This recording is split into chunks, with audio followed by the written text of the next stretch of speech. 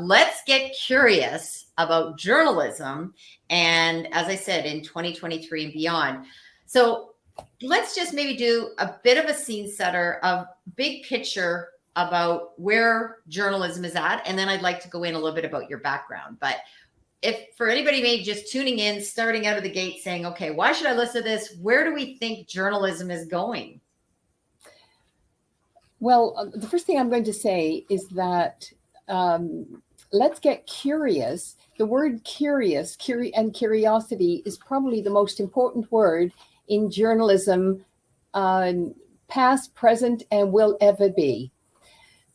I think what is happening right now is that we're in a very different landscape. 2019 was a game changer. And leading up to 2019, probably from 2015, we began to see a sea change happening in the media. And once the pandemic came upon us, I think that caused not a sea change, a seismic change.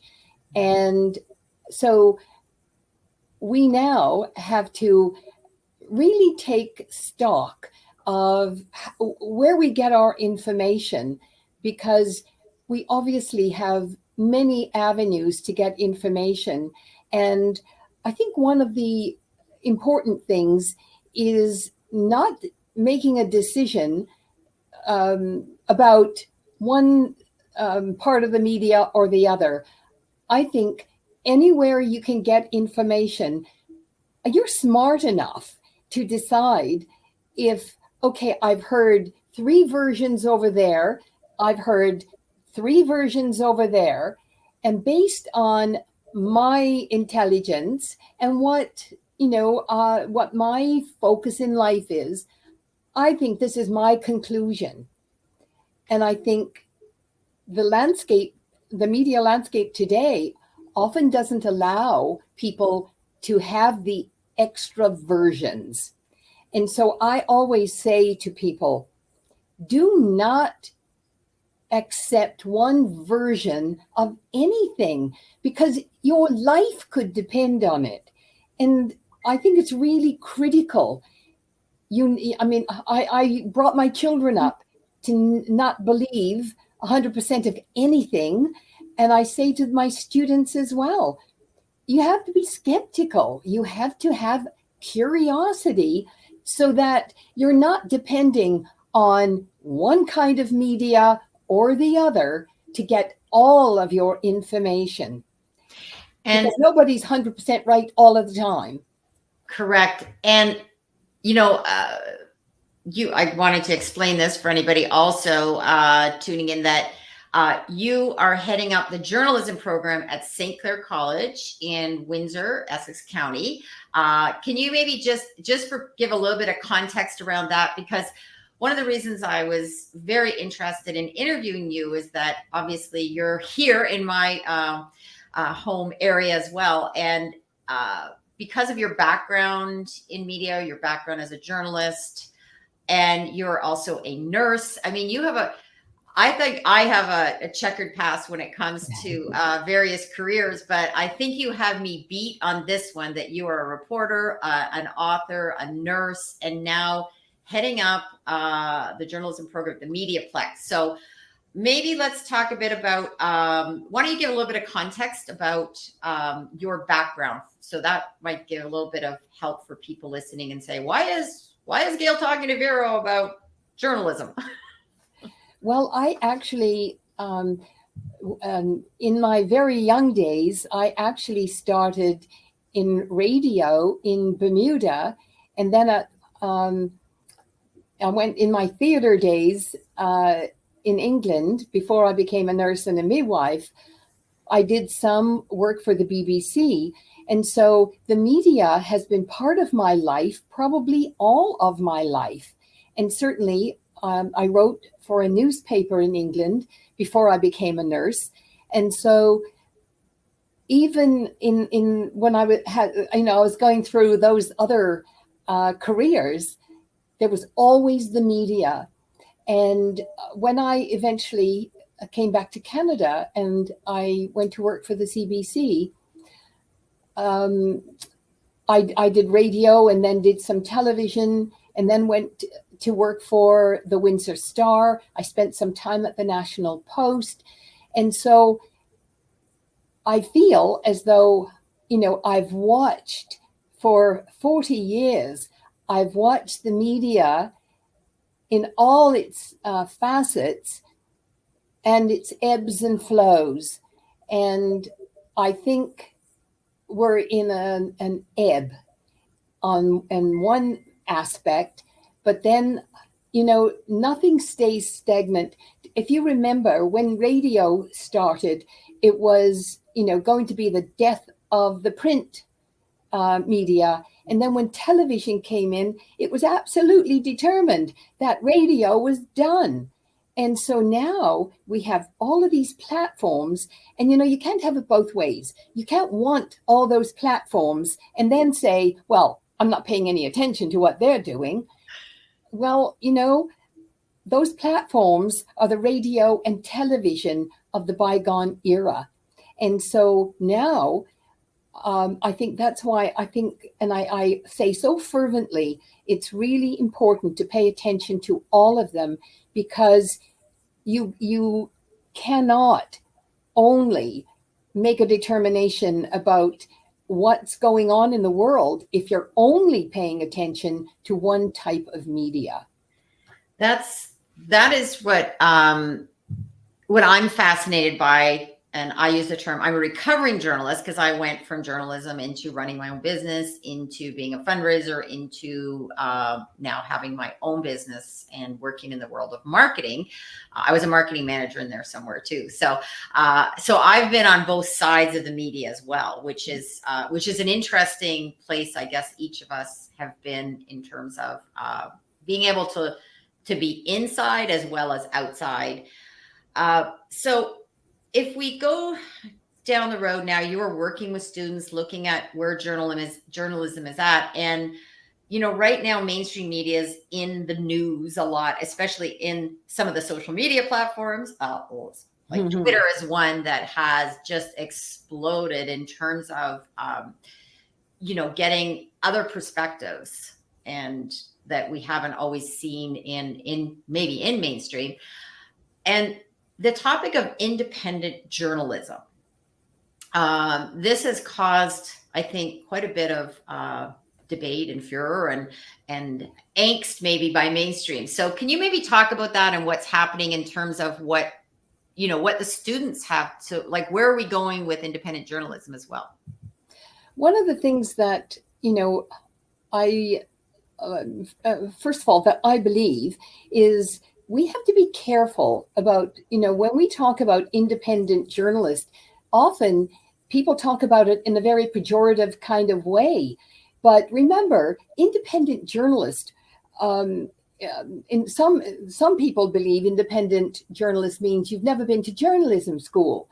Well, some of the most notable journalists ever on this planet, people like Peter Jennings, a Canadian who made an incredible name for himself because of the amazing journalist that he was. He made a name for himself in the United States. He never went to journalism school. What he had was tremendous curiosity and talent. And up until the 1970s and 80s, you had a lot of people who were going into the media because their talents were recognized, whether it was for storytelling or their ability to write. And so eventually, they got absorbed by mainstream media, but they didn't have a journalism degree.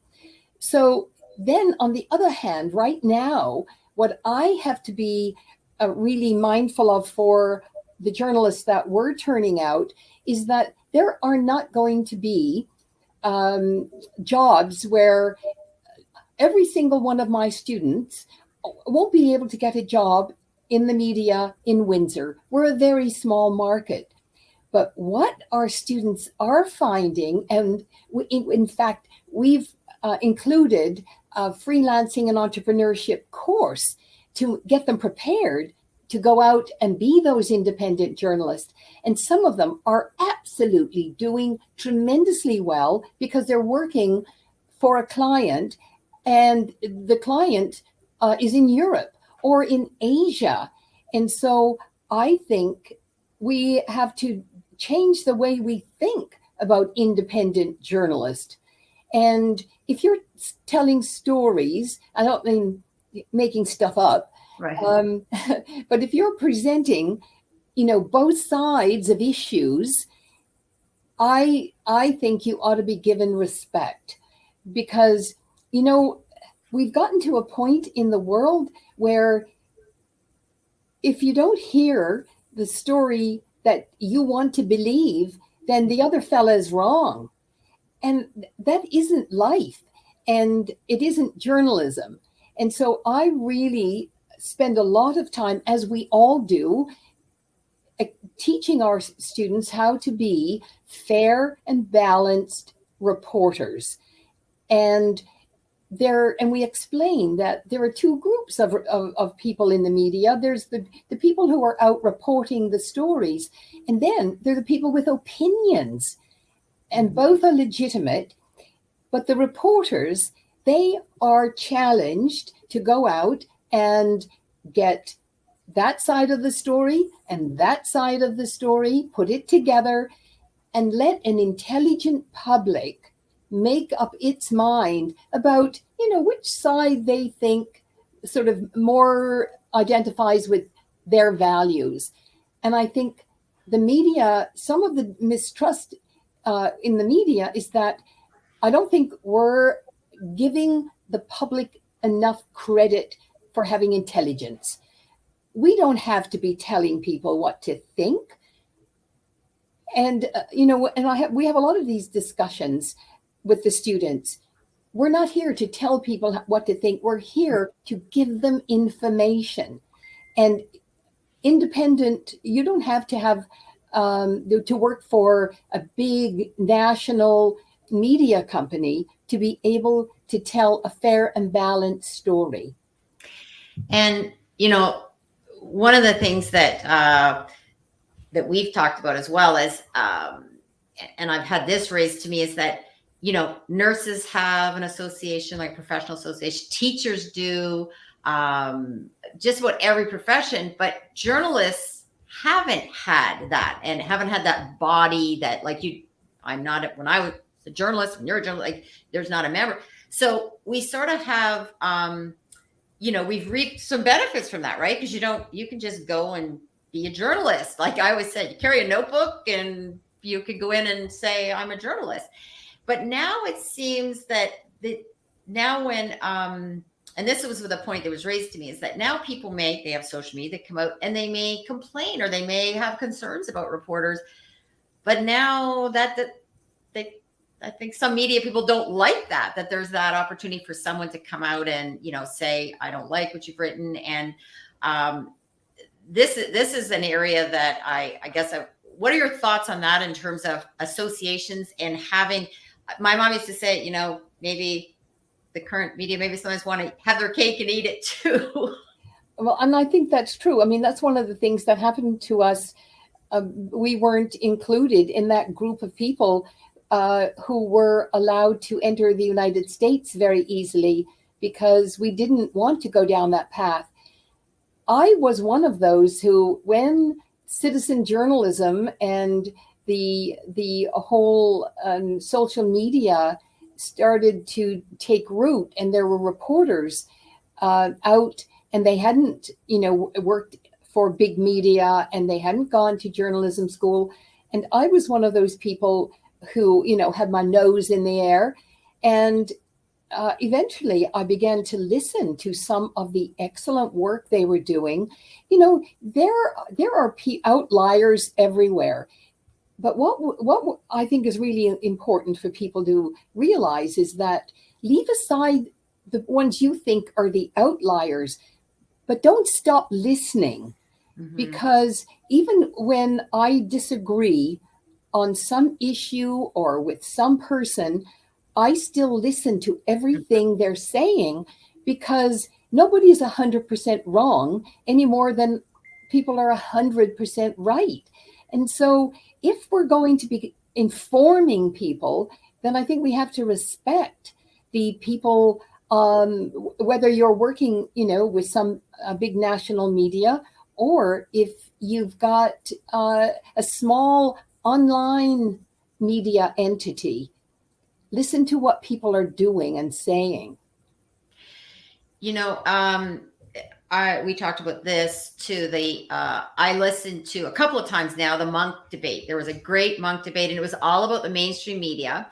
And they had 4 people on. So there was Douglas Murray, Matt Taibbi, Malcolm Gladwell, and Michelle Goldberg. I think that was the right name. And it was be it resolved, do not trust mainstream media. So the question was, can we trust mainstream media? And they had a pro and con.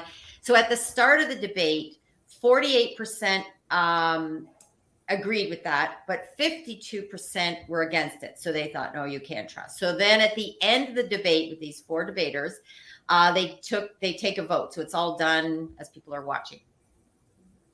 And 82% said they were willing to change their mind, which I think is very positive that, and then at the end of the debate, so that 48% that was in favor now moved up to 67%, and the 52% went to 33%. So because of the debate and people hearing all sides, hearing more stories, they changed it. They actually said, you can't trust mainstream media. So let's talk about that, the idea of trust. And, I want to say this, we both come from media. We both have been reporters.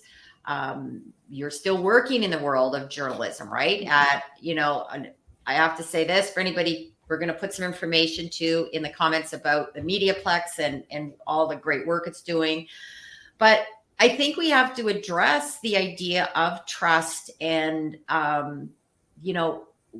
what is happening when it comes to that, because there does seem to be this great divide, and there's other polls out there, and you only have to watch people's, views on media. And, there was a local poll with AIM 800, and this was really fascinating because they did a poll of, and it was around who they thought would be the next prime minister. And people were, I think, shocked. I wasn't as shocked, but 75%, so 3/4 said Pierre Poilievre, the conservative leader. So,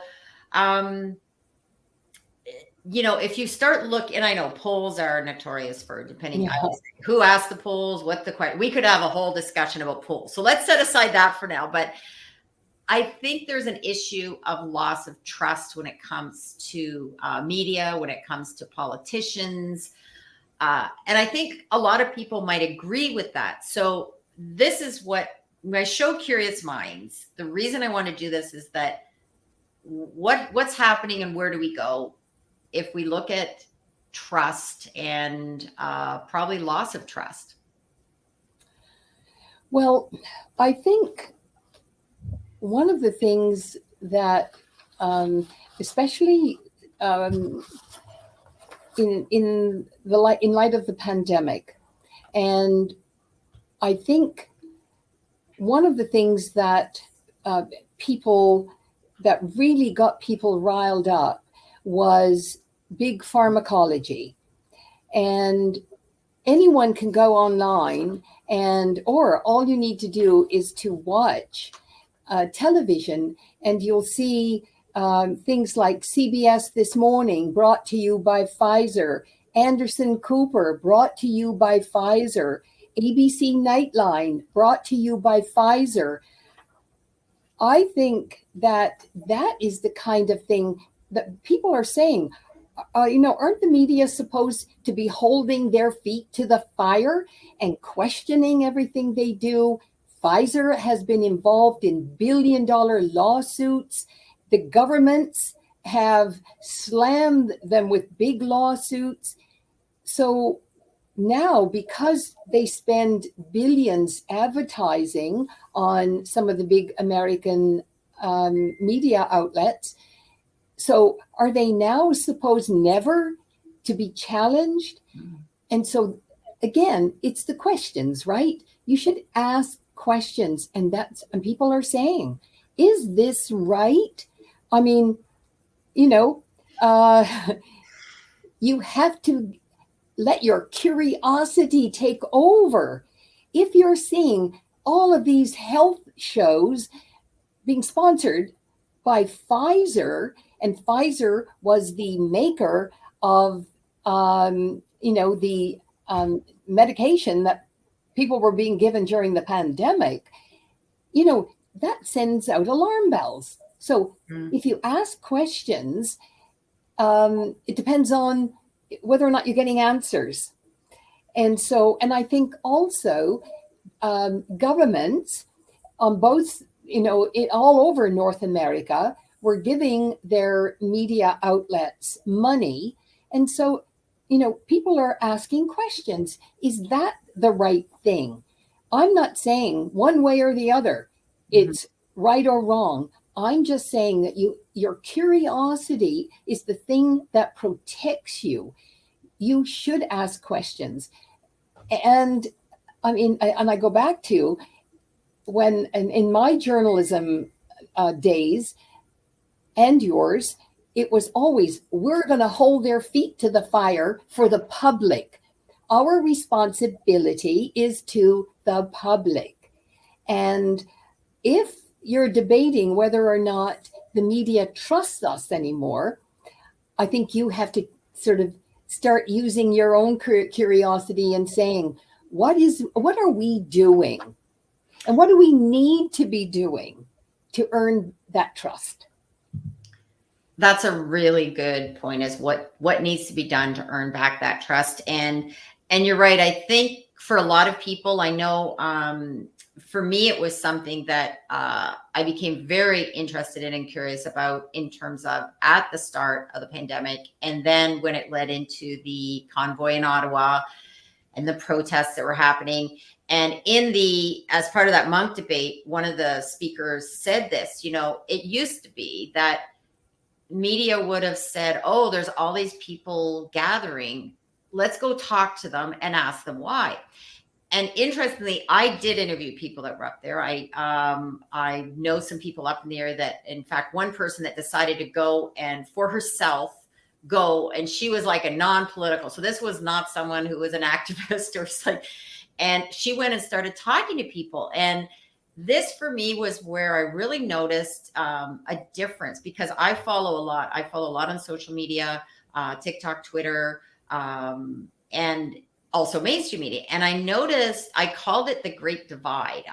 Early on, I said, this is like the Great Divide. I was not hearing or seeing any stories of people other than, and to this day, I still hear the same, that everybody was a white supremacist and all negative names, or they were. And I to this day, I'm puzzled, other than if you're only getting your news from one source, that seems to be, an issue, because, and we talked about this too. I know as a reporter, when I was reporting, people would say, you can't believe everything you read. And I used to agree with them. I go, yeah, I'm one person going to an event. This is maybe what I see. So, and obviously your background, there was a time we probably couldn't even have this conversation. And it's now, the other point is, I remember when you couldn't say that COVID was created in a lab, or you would be you could be destroyed. Right. Not just told you were wrong. You could be cut. There was things that you couldn't say publicly. And now people seem to have their memories seem to be, because now I hear things like, oh, no one was forced to get a vaccine. What? Yeah. And now, big institutions in the United States, have come out and said, including the CIA, it was, created in a lab. Well, there were scientists saying that right from the beginning. And there is an excellent book called The Truth About Wuhan, written by a doctor who was involved with the organization that funded a lot of that research, and he got out of it because his conscience wouldn't allow him to keep doing what he was doing. And if you really sort of would like to know more about the evolution of this virus, it's worth reading The Truth About Wuhan.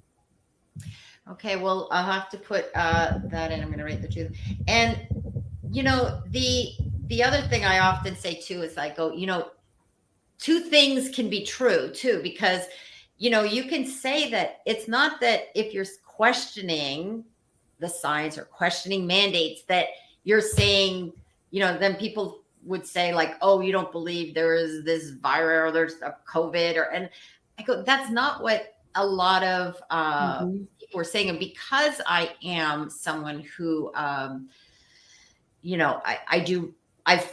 one of the interesting things is, even though I'm not, the so-called young person on social media, my son once said, Mom, you're more Gen Z than I am, because like I'm on TikTok and I get my news from a variety of sources. And I always have done that. And I think that seems to be where we're at now, or where we've come from, is that at one point early on is that there was this, you weren't allowed to say anything different. So, and, part of it is, I feel bad sometimes too for a lot of journalists, because, we've been there and we know that, there's other pressures at play. And if you're only getting the news from one place, and a journalist said to me a few months ago, because we were talking about the difficulty with going out and reporting today, and often it can get very scary, because journalists are sort of being often verbally attacked. And it's like this friend of mine said, we're being, she said, I get sent out to do a story, and how it goes to air often depends on who my producer is. And so I'm just out doing my job. And ultimately, the whatever side may be taken by a producer or editor, that may be the slant of the story. That may not have been my intention going out. And so I'm the one who gets raked over the coals, but I'm not, the ultimate person responsible. And so that makes it really difficult for reporters on the street. Yeah. And I always said to people even during the conference, like and not everybody did that, but I always said, it's not, you can't just, like, if someone shows up to cover a story, because I'll tell you, I've had that in my past. I showed up one time on a picket line, and almost like I thought I was going to get physically attacked. Yeah, I nearly had my car turned over, and all I did was turn up to talk to them about their issues.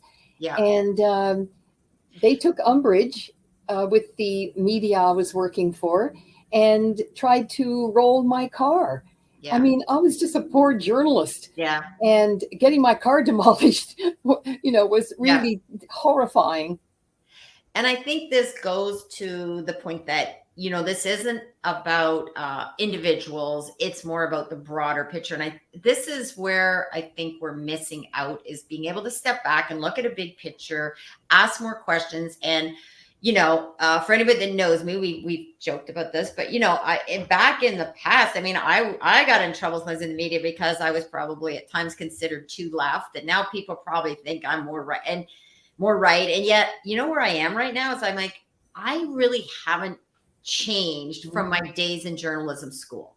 And this is where, why, again, with Curious Minds, it's all about saying, let's, speak truth to power, ask questions. When I was in journalism school, we were supposed to be the fifth estate. We were supposed to be the ones asking questions, whoever was in power. It didn't matter whichever political party. Yes.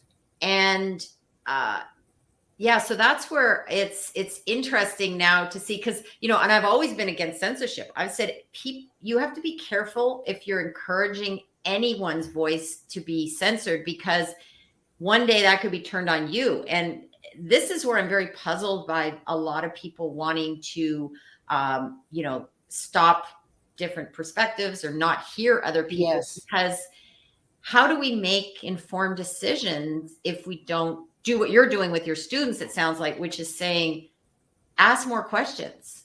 Yes. And I say to them, I don't care where you make your X in the ballot box when you vote. That is between you and your conscience, has nothing to do with anybody. But I don't want to see it on our television shows, on our radio shows, in print. I want you to do the journalistic thing.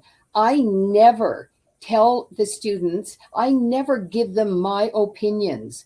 I point out what is going on in the world, and if it's something that they're going to be doing a story on, I always leave things hanging so that I am not going to tell them anything in terms of what I think, because that is a dangerous road to go down.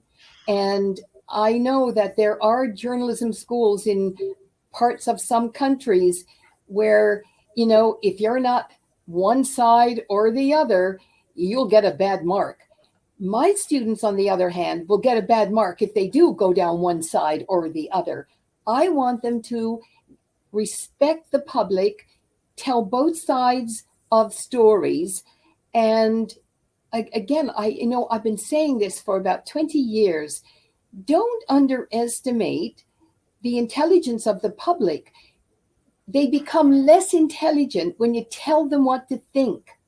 Leave them alone. Let them make up their own minds.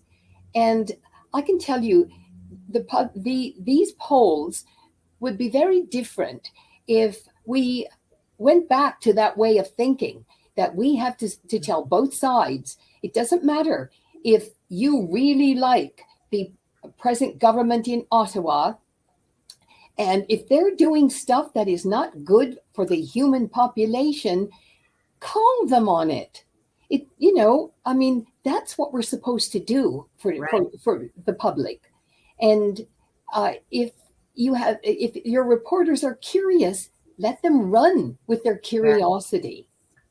And have those different views. And one of the things that I find fascinating about your background, Vera, is that, being a nurse, and obviously during, a lot of things have come to light, because why is everything now just seem to be, like I said, blowing up? Like, what happened? And it did seem like, if you look at that trajectory of what's happening with trust and how the media was seen and how politicians were seen, it was, to me, it's almost like the curtain was pulled back with COVID coming in, and at the same time, an increase in censorship, an increase in really attacks. If you didn't agree 100%, like, you always have to, you were either with them or against them. And if you went against some decisions, you're kind of vilified. And I've been, we've talked about this, I'm very puzzled by this, because I've always thought too, journalism was supposed to be about questioning things. And so, do you want to give any thoughts on, as a nurse, and coming between being a nurse as well as a journalist, and you? Well, yeah. If I had been working as a health reporter, which I did for many years, during the pandemic, I would have lost my brain, because there were I have never, in my history as a health reporter, ever not been able to tell a story because it doesn't fit somebody's opinion. And I've never understood why, if you went out to speak to doctors, for instance, who had some concerns about some of the things that were going on during the pandemic, that they were being struck off by their medical professions or vilified. Aren't they supposed to ask questions on behalf of the public? I mean, I always valued that in the medical profession, that if there was something that, there were people responding very badly to, they were on it, Mm-hmm. but they never got censured and their licenses pulled because they questioned it. And I agree with you. I don't understand that. And if there's something I'm missing, man, bring it on, because I don't get it, especially as a nurse. I mean, do no harm to me was the ultimate. And you had to question if you thought there was some harm. But during the pandemic, if you thought there was some harm, you better keep quiet. And so, again, I think that goes back to what that period of time did to people's trust across many levels of society. That is, I think, that is probably been the biggest issue around loss of trust, even for myself, that I've seen that, a lack of willingness to hear another view. Mm-hmm. That has always been something that's puzzled me because, like you said, and you touched on this earlier. We used to be allowed to disagree, but we didn't attack the person we disagreed with. We attacked their point of view, mm-hmm. and then we'd go have a beer with them. But now you go on social media and you want to destroy them. Like, who told people they have a right to do that? And what is going on in somebody's mind that they would want to do it? Absolutely. Be voracious in your disagreeing on an issue, but allow the person to have the point of view that you don't agree with, mm-hmm. without trying to destroy that person's life, the person's family's life, wishing death on someone you didn't agree with. I mean, I've never seen the like in all my life. Yeah, I've lived through a few different things where people have gotten, vocal, but generally you can still kind of come back around to saying, okay, we can agree to disagree. Let's move along. And, the other thing that I noticed, I want to read something that I'm just pulling up, because Twitter has been for me. And you know what? Twitter is one of those things people often will complain about it. They don't like it. And I always said, listen, you know what? I was talking to someone about this earlier. I said, listen, you're never going to find any person, any platform, anything that you're going to 100% agree with. Yeah. I will say this, that if Twitter has been, especially since some changes in the mm-hmm. last little bit, that there is different views on there.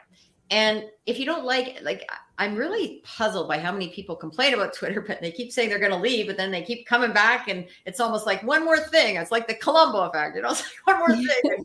They, like I said, no one is holding you there, even whether it's the blue check mark, no blue check mark.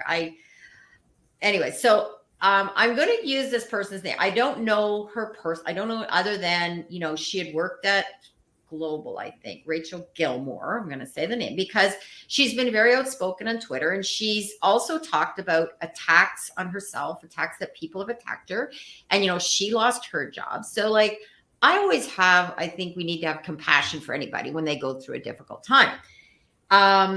She just posted something on Twitter, which I quite, because she's talked a lot about,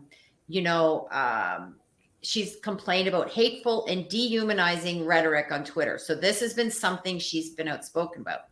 So I saw a tweet that she said, not where I expected Tucker Carlson to reemerge, but there you have it, folks. I opened it up and someone had posted, a cockroach has arrived at the Met Gala.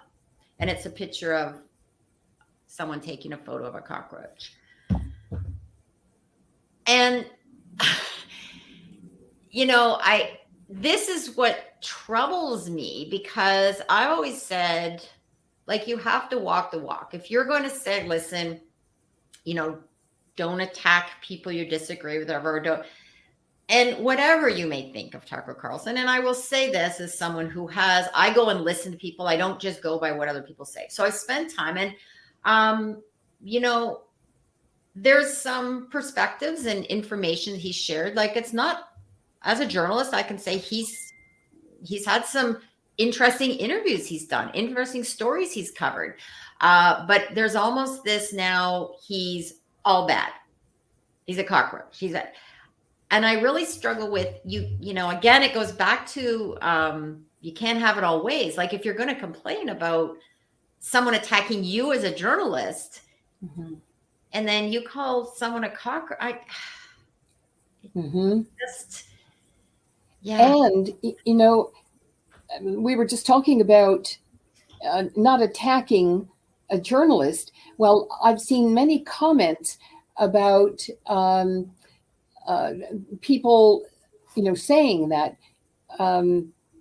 you shouldn't attack journalists, but that same person will attack an independent journalist and say the most heinous things about them.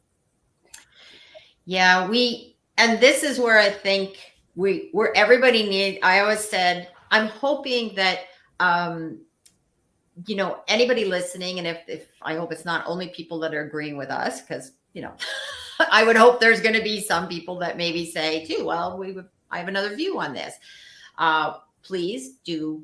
We welcome. And I will say this, if anybody wants to comment, please do so, as long as it's not abusive, or, you know, if we go down certain roads, then those, I always believe, I don't believe in blocking. In fact, I think I've only blocked some things that just get, you know, distasteful, as I said. But if you get, you know, really mean about it, yes, that's because, you know, you can disagree without being disagreeable.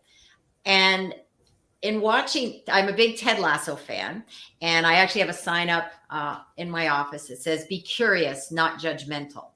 And listen, we all judge at some point. I get it, but I really try to check myself, and I think that's where we're at right now, is that people are upset at media because there's this double standard, right? Like this example, right?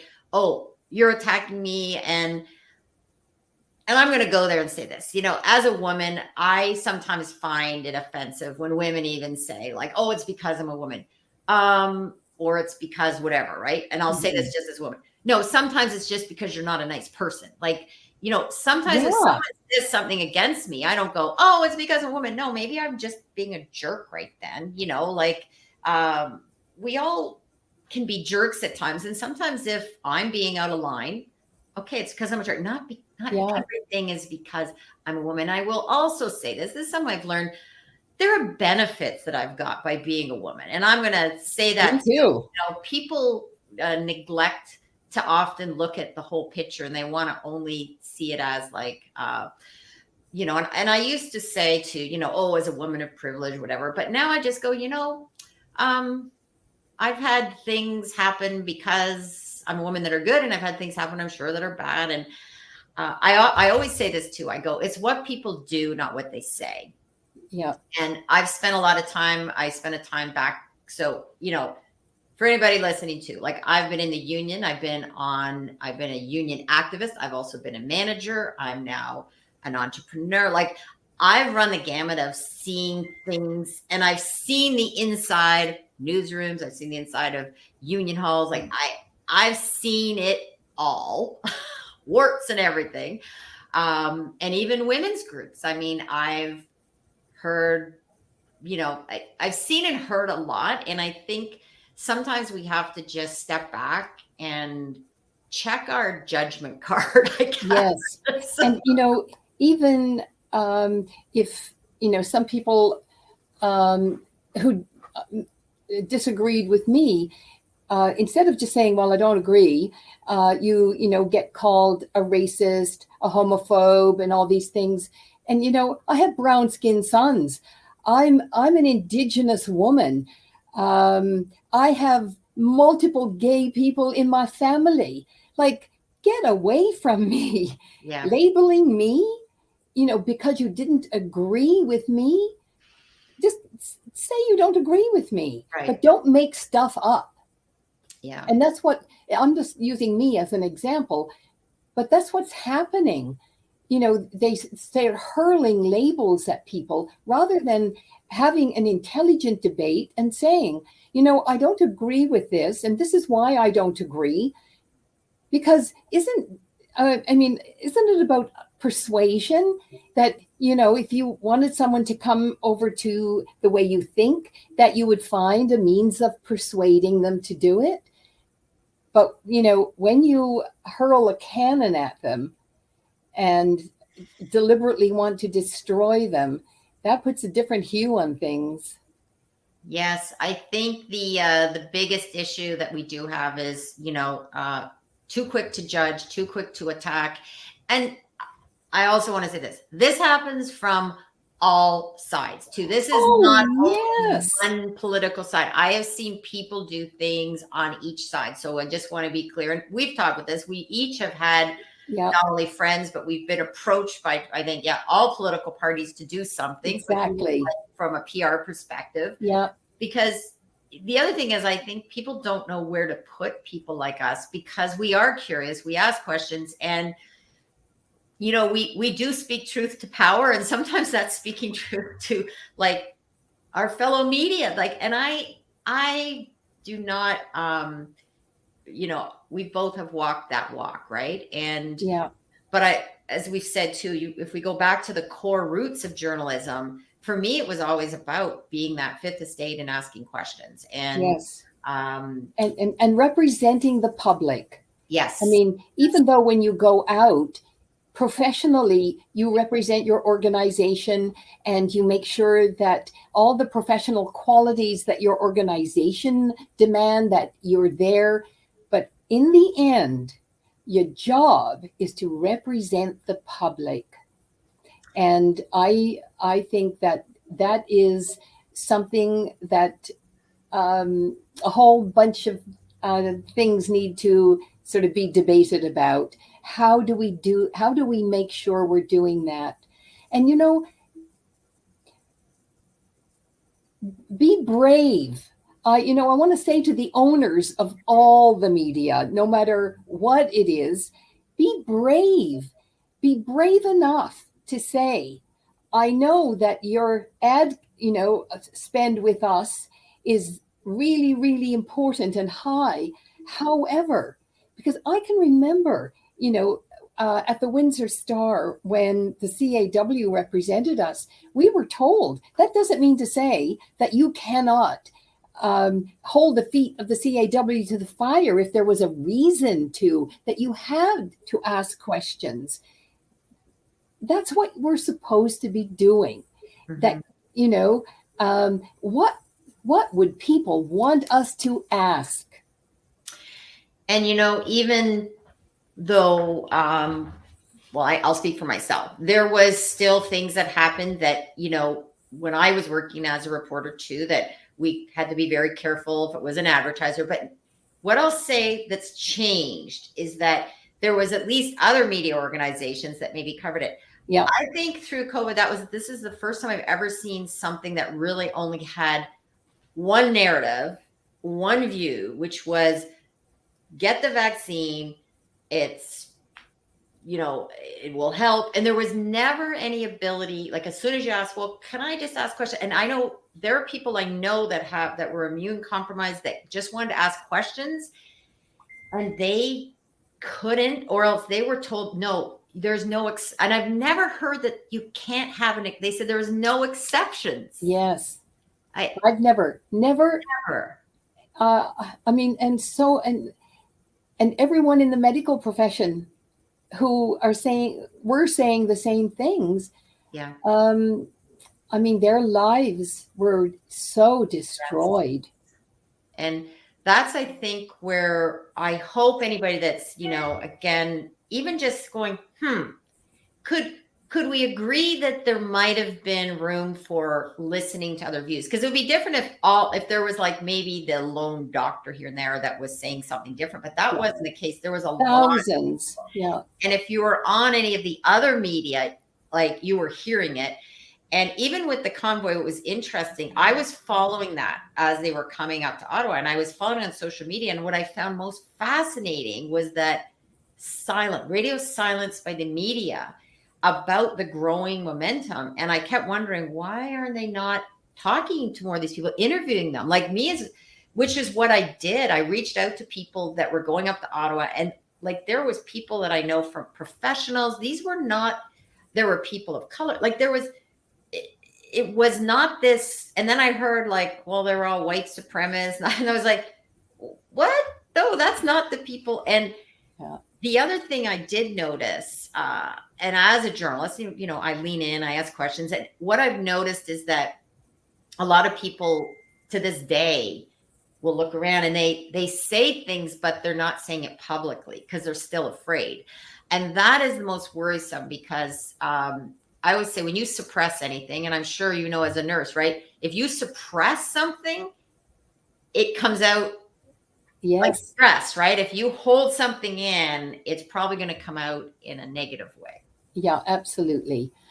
And I think if there is anything that the population can do to make sure that we don't continue down a very troubling path where we end up like the North Koreas of the world and the Cubas of the world, then we'd better start asking questions and being curious. Because if the representatives who would normally ask those questions for us, and we're not doing it, it's very troubling. And, you know, I also work in the manufacturing world. There's a lot of trade publications that are still doing very well, because people, I'm sure I have one on my. And again, there's great work for journalists in those trade publications. The riches are in the niches, and sometimes that is very true. And I would say anything to your students, you know, if they are looking to get into doing shows like this or doing, you know, is to, you know, really develop a niche too, because there's phenomenal success on online if you can have that niche as well. And there's also people doing things that are broader based, and like my show, and there's other people too that have that broader base, because you know, it's about. I always love it when someone has been in a different profession, or, you know, working in a different industry, and then comes into journalism, because the marriage of what they're bringing with the whole journalism world, man, does that give them a leg up. Yes, it is. I always find that so exciting.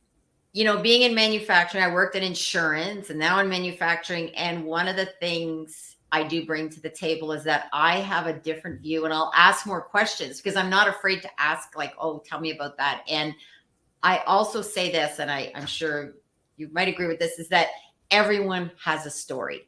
Yes. And when I'm interviewing people in manufacturing, they sometimes go, oh, why does anybody care about this? And then I ask them a few more questions. I'm like, this is phenomenal. And then it does really well. I post the story, I do a blog, or I do a video, and wow, it takes off. And so more and more people in manufacturing are realizing that, there is something about this storytelling thing, and about signing up, suiting up, and showing up. That is across the board. Across the board. Okay, I'm just going to have you go in the green room. I'll be there shortly. I'm just going to do a quick wrap up, and I'll see you in the green room. You bet. Thank you, Vero, for spending time, and also for sharing your stories. We'll put in your bio, because there's so much more about you in terms of you've written a book, you've done so many things in your career as a journalist, and so people can go learn more about that, especially you're author of a book, which is that'd be a whole other show. Thank you. It's been a pleasure. Okay. Wow. Well, that was quite a discussion, and we definitely got curious about journalism in 2023 and beyond. And, you know, there is a great deal of hope when you do get curious. And as Ted Lasso would say, when you get curious and less judgmental. And maybe if you come to the table with some open minds, and, you know, there's a lot of stats that will say different things, just like there's different views about different topics. And, you know, if nothing else, I hope anybody listening to this show will walk away with maybe saying, hey, maybe they can go explore and hear a few different views and look at the world maybe through a bit different lens. You don't have to agree with everything, but maybe you'll see a different perspective, because when you are curious, I can tell you it makes for a much richer life. And when you're ready to listen to different views and hang out with other people that are also curious, it really is such a cool way to live and also see the world. So thanks everyone, and we'll see you on the next Curious Minds.